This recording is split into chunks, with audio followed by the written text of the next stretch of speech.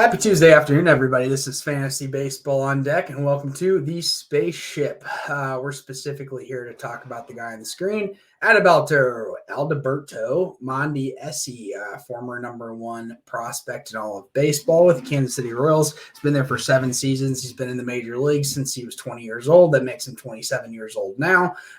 One of the fastest people in baseball for a long time, and that's kind of been his claim to fame, is stealing bases. If we go over here to ESPN's rankings for the year coming up, he's currently not ranked and will most likely go undrafted. And you asked me, why would I make a video about someone who's supposed to go undrafted and may or may not be, or sounds like will not be relevant? Well, that sort of comes into play up here. I think it's sort of unresponsible for places like entities like CBS and ESPN, these sites, to project this man to steal 41 bases every year when he has missed 40% of all of the year. He's been available for 40%. He's missed 60% of baseball games since 2018. Don't have anything against the guy, just never on the field kind of thing. Let's just go back and look at the numbers. So 2019, he was able to play 102 out of 162 games for the entire season, and he managed to steal a bunch of bases, 43 bases. Going back to that stat and the fact that he was able to hit 263, that pretty decent numbers per se, but let's look even further into the stats.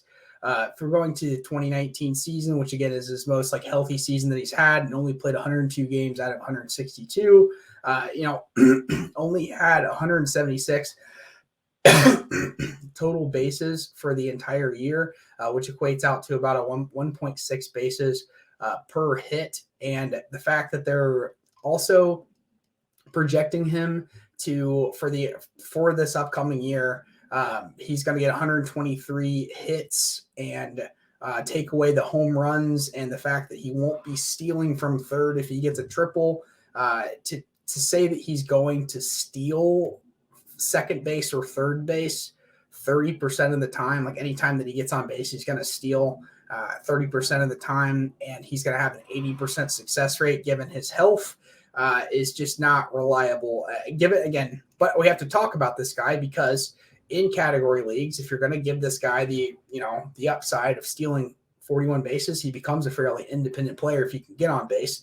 This is also someone who's hit for high average in the past. Let's say a pretty decent average, but with the elimination of the shift, will that be a positive endeavor for him going to the Boston Red Sox? So going over and looking at their current roster and where he'll slot in, he will either be the number one leadoff guy for the Boston Red Sox, or he'll slot in probably around the 6 or the 7 hole coming up for the year. And what does that mean for Adalberto?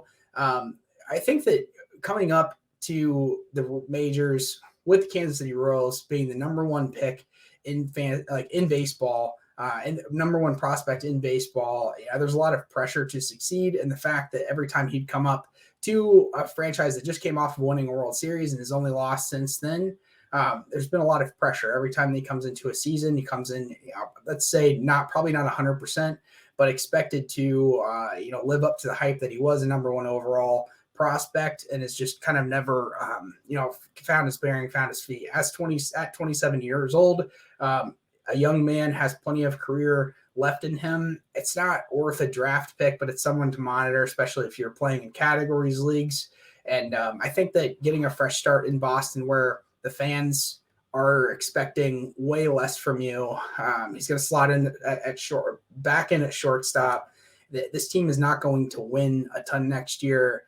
Having the spotlight maybe off of him, even though he's going into a really big market, I think might be good for him. And that's not something that gets you injured per se.